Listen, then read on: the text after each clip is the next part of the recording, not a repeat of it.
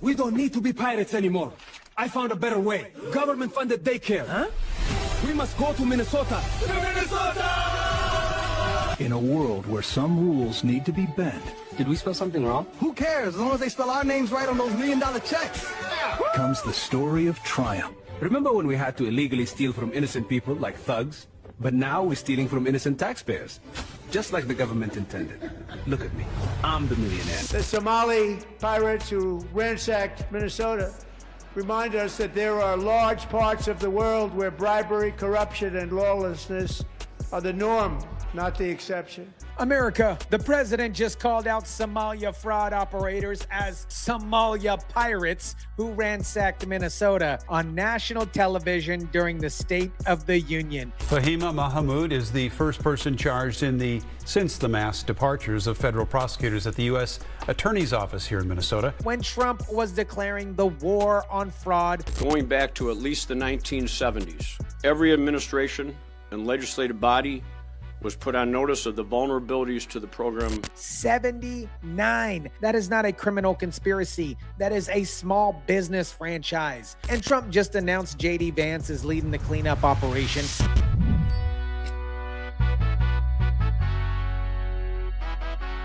What is up, guys? Tyson DeLaCruz here. Thank you so much for rocking with me. Let me show you how Minnesota ignored fraud warnings for years, charging 79 people and counting, and now needs a presidential war declaration to fix what compassion over compliance destroyed. Let me start with the arrest number 79, because at some point you got to stop calling it criminal conspiracy and just start calling it a networking event for Somalia pirates. Fahheima Muhammad is the first person charged since the mass departures of federal prosecutors at the U.S. Attorney's Office here in Minnesota. And federal court documents show Muhammad notified the state she would close the daycare last Tuesday. She was arrested last Thursday before she was scheduled to take an international flight. So Fahheima Muhammad ran a food site called Future Leaders Early Learning Center, not to be confused with Quality Learning Center. It's a great name, I know. Really sells the fraud, and got arrested on the way to catch an international flight. You know what they call that in the legal system? Conscious of guilt. You know what I call it? Bad timing. The FBI says enrollment claims ballooned from normal numbers to 60,000 meals per month. 60,000 meals per month by February 2021. 60,000 meals a month for a single daycare center. That's either the hungriest and fattest kids in America or the most obvious fraud in Minnesota history. During the period in question, between December 2020 to July 2021, the Future Leaders bank account received more than $850,000 in reimbursements for serving meals to children. However, in that same period, only roughly $125,000 was spent on food. That leaves $725,000 unaccounted for. But I'm sure there's a reasonable explanation for all this. Maybe the kids were eating caviar and the recipes got lost somewhere. And this is person number 79, not person number 1, not person number 5. 79 people have now been charged in this particular scheme. And Muhammad is the first one arrested since federal prosecutors started mass quitting. That just tells you how exhausted the justice system is from prosecuting what Minnesota enabled for decades. Now, let me show you the part of the story that transforms it from a crime wave to a government-enabled fraud empire. Every administration and legislative body was put on notice of the vulnerabilities to the program integrity. Stronger prevention measures should have been taken. 50 plus years. Every administration, we're talking about Democrat and Republican, was warned about these programs that were vulnerable to fraud. And their response? Yeah, we'll get to that eventually. Let's kick it down the road right after we expand the programs to make fraud even easier. Tim Alley, the guy Walz hired to investigate after the fraud became a national scandal, just admitted that Minnesota has been sitting on fraud warnings since before I was born. That is not negligence. That is deliberate policy. I can't imagine that people in leadership over the last 50 years were not aware of this. The fact that this goes back so long is distressing. He can't imagine they weren't aware of this situation. Let me help your imagination, Tim. They were aware. They just didn't care. Bars. Don't hate the player, hate the game. Because fixing fraud requires enforcement, and enforcement might offend communities committing the actual fraud. Instead of prevention, they chose expansion. Instead of accountability, they chose compassion. And now, after 50 years of ignoring warning signs, the 79th arrest occurred. You're releasing a roadmap to fix what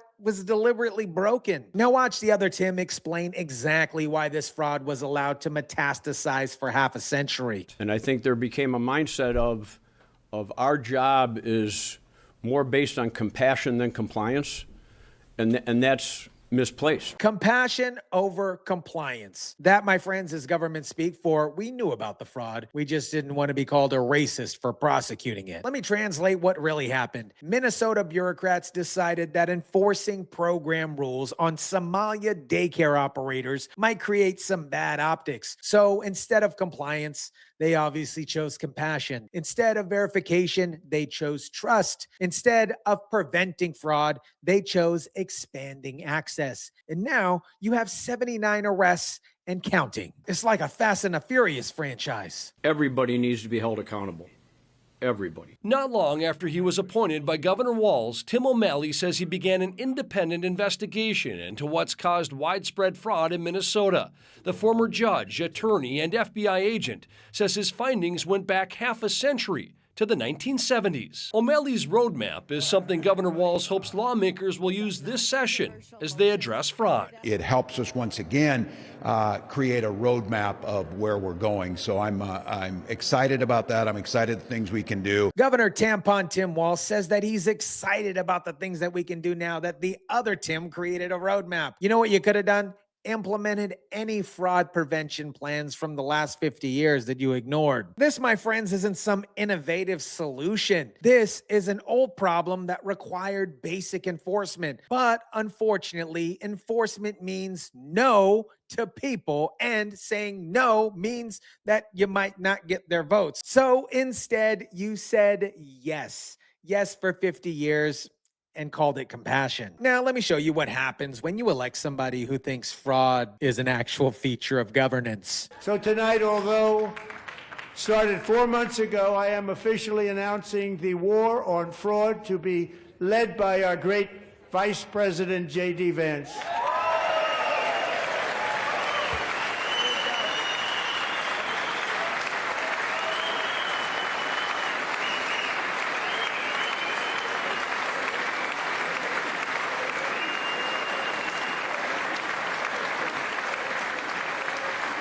We'll get it done. And if we're able to find enough of that fraud, we will actually have a balanced budget overnight. That's not a guesstimate here. That's how much money is being stolen through these programs that Minnesota-style, quote-unquote, compassion created. And I'm super excited about this. You know who's leading the charge, guys? J.D. Vance, a guy who spent the last year calling out this exact fraud pattern. Not some career bureaucrat who lives in Minnesota, who issue reports and hosts listening sessions. A vice president with a mandate to actually prosecute. We have all the information. And in actuality, the number is much higher than that. And California, Massachusetts, Maine, and many other states are even worse. Minnesota stole an estimated $19 billion. $19 billion with the B. And Trump says California, Massachusetts, and Maine are the worst. And we've talked a lot about those places on this channel. How is that even possible? How do you outfraud a state that ignored warnings for 50 years and charged 79 people in a single scheme? Oh yeah, you elect Democrats who think compassion over compliance is governing philosophy instead of criminal conspiracy. Now let's get back to Trump calling them Somalia pirates, because that phrase choice is doing a lot of work. The Somali pirates who ransacked Minnesota remind us that there are large parts of the world where bribery, corruption, and lawlessness are the norm, not the exception. Importing these cultures through unrestricted immigration and open borders brings those problems right here to the USA He's not being diplomatic. He's saying that when you import populations from countries where corruption is normalized, then you create welfare programs with zero enforcement. You get exactly what Minnesota got. $850,000 flowing into daycare bank accounts that spend $125,000 on food. And the best part about this, Trump said it during the State of the Union address while looking directly at the cameras. And then the cameras panned to Ilhan Umar and said, "We're not playing any games anymore. Ilhan, I married my brother Omar." It is the American people who pay the price in higher medical bills, car insurance rates, rent, taxes, and perhaps most importantly, crime. We will take care of this problem. We're going to take care of this problem. We are not playing games. Trump just connected Minnesota daycare fraud to every pocketbook issue Americans face. Because when you allow billions and billions of dollars in fraud, somebody has to pay for it. And it's not the Somalian pirates who got caught. It's you, the taxpayer. Now, let me show you Tim's roadmap to fix this, because it is a masterclass in closing the barn door after 79 horses miraculously escaped. At least 20 pages, a third of the entire report, just detailed decades of failures to address the same problems in multiple state agencies.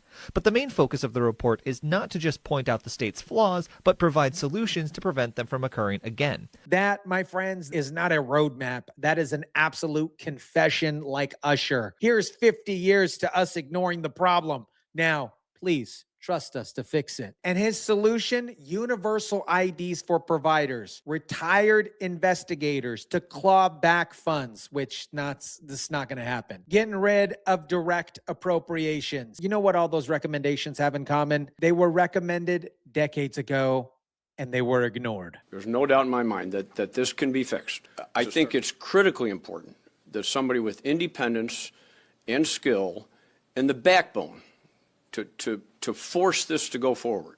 You know what would have worked a lot better? Not waiting 50 freaking years to implement fraud prevention while compassion over compliance enabled 79 arrests. But sure, let's pretend a roadmap from some government that created this mess is going to fix it. I'm absolutely sure that number 80 is already being planned. America, Trump called them Somalia pirates who ransacked Minnesota, and the media's clutching their pearls and squeezing their butt cheeks. But while they cry about offensive language, he announced a federal war on fraud led by the one, the only J.D. Vance. And Minnesota just revealed that every governor since the 1970s knew their programs were vulnerable and did absolutely nothing because they focused on compassion over compliance. 79 arrests, $850,000 to one daycare that spent $125,000 on food. 50 years of ignoring warning signs. The other Tim's roadmap that dedicated a third of its pages to documenting past failures. And Trump ending his State of the Union fraud section with, "We're not playing any games anymore." The Somalia pirates didn't ransack Minnesota through force. They ransacked it through fraud that Democrats enabled for half a century because prosecuting it might cost them votes. Compassion over compliance wasn't a mistake. It was an absolute strategy. And now that the bill is $19 billion and climbing, Minnesota wants credit for finally noticing. Next time someone tells you immigration fraud is a right-wing conspiracy theory, ask them about number 79. Ask them about the 50 years of warnings. Ask them why compassion always seems to mean no accountability. And ask them who Ilhan Omar is, because Trump's coming for the fraud either way. Let me know what you think about this. Drop it down in the comment section down below. Smash the like button if you kindly would. Share, subscribe, and as always, guys, I'll catch you on the next one.